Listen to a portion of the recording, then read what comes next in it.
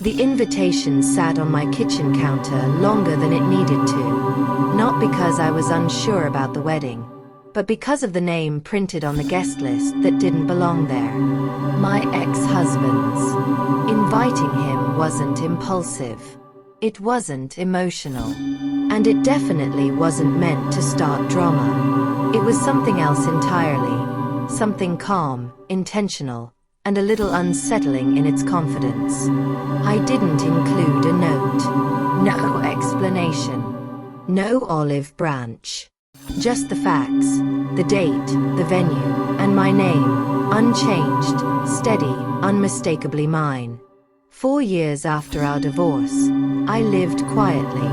I rebuilt in ways no one applauded. New job, new routines, a smaller apartment that slowly became a home. He moved on quickly, loudly, convinced he'd escaped something limiting. I let him believe that. Healing doesn't require an audience. When I met Daniel, it wasn't fireworks or chaos. It was consistency, safety. A man who listened without keeping score and loved without needing control. When he proposed, it felt less like a beginning and more like a confirmation. This is the life I earned. That's when the idea surfaced. Not revenge in the dramatic sense, but resolution. If my ex came, he would see the truth for himself. If he didn't, that would say enough too. The morning of the wedding was calm in a way I hadn't expected. No nerves. No second thoughts. Just quiet excitement and good coffee. I told myself his presence, or absence, didn't matter.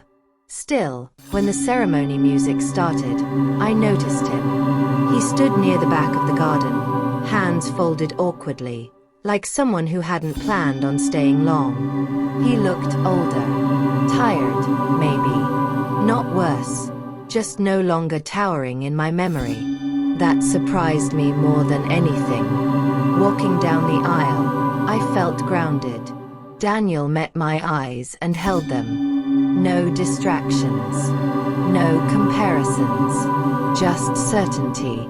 I realized then that whatever power my past once held was officially gone. The vows were simple and honest. I didn't promise perfection or sacrifice. I promised partnership, respect, and growth. Daniel thanked me for my strength and my joy, out loud, without hesitation. That's when it hit me. My ex wasn't witnessing a wedding. He was witnessing an ending. At the reception, friends laughed and shared stories that had nothing to do with who I used to be.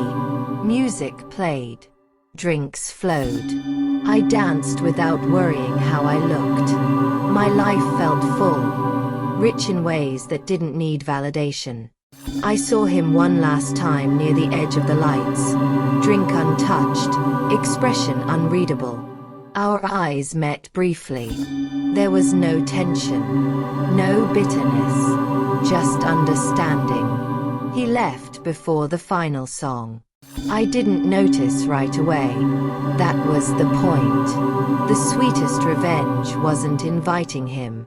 It wasn't his reaction. It wasn't even being seen. It was realizing that by the time he finally understood what he lost, I had already moved so far forward that it no longer mattered.